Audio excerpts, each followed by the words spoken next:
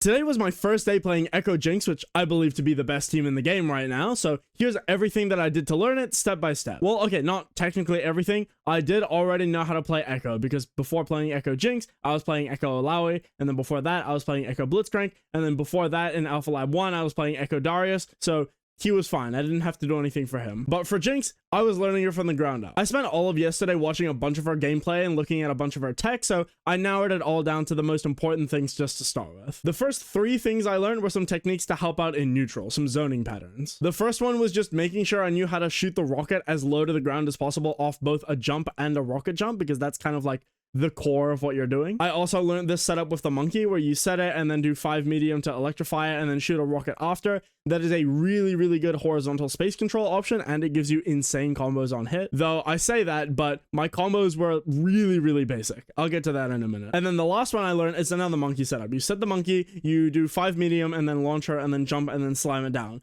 That one's really good if people are jumping at you because you're using the launcher, and it's really good if people don't want to approach and you want to start some offense, because it sends the monkey like directly at them and it explodes and it keeps them on block stun for a while. After that, I learned a quick bread and butter for her. Nothing super complicated. There's some really advanced stuff online. It was literally just ABC launcher into the medium, heavy, down heavy, charged heavy. That's it. It was super basic, but it gets the job done. This wasn't necessary for me to learn, but I also learned how to do the OTG beam super after the charged heavy in the air. You don't need to learn this, but I think it's cool, and it works really well with double down, because you can do that into a DHC, into a level 3 from Echo, or the like time winder super for extra damage. So that did end up being really useful. And I also learned how to do this sequence on block with Jinx and Echo. It's pretty simple, but it's really effective. The fact that you can enforce these kinds of mix-ups on block is one of the things that makes this team so strong, in my opinion. And then the rest of the day was just playing with the team, getting my experience in, getting my reps, making sure that I was comfortable with the bread and butters and the zoning patterns and the mix-ups and all that kind of stuff. And I think it went really well. It was definitely a lot better than when I tried playing Jinx the other day. Now that I actually knew what I was doing in neutral with the zoning patterns, and now that I had a consistent, solid game plan down, it was so much easier to play her. Because before, I was just kind of floundering around. I didn't really understand how her tools came together, but now I have a sense for how things are meant to go. I have a very basic game plan, and then I can operate around that, and it works really easily. And it is such an insanely fun team. It feels so satisfying throwing a whole bunch of shit on the screen and then hit confirming off it. Specifically hit confirming, like jump down rocket into Echo assist, like the forward strike assist, and to tag and then doing a combo off that.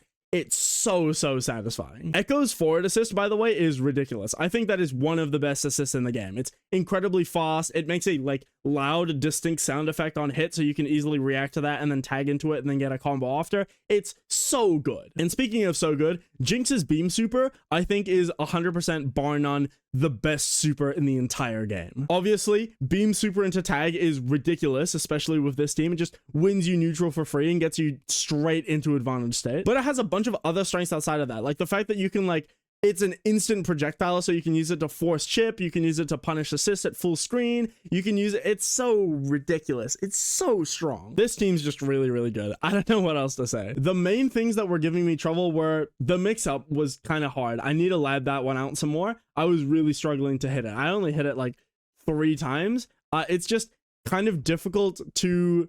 I struggle personally with when I'm playing Jinx. I'm kind of in a zoner mindset, so I'm just shooting all the projectiles and etc. But that mix-up requires you to kind of be in with Jinx, and it's something that I'm struggling with. I don't really know how to transition from zoning into offense like that without just switching into Echo. So that's going to be something that I'm going to have to work on later. I also need to work on my reactions in the corner, because there's a setup with Jinx that you do where you do the charged heavy and then they're on the ground and then you set the monkey out.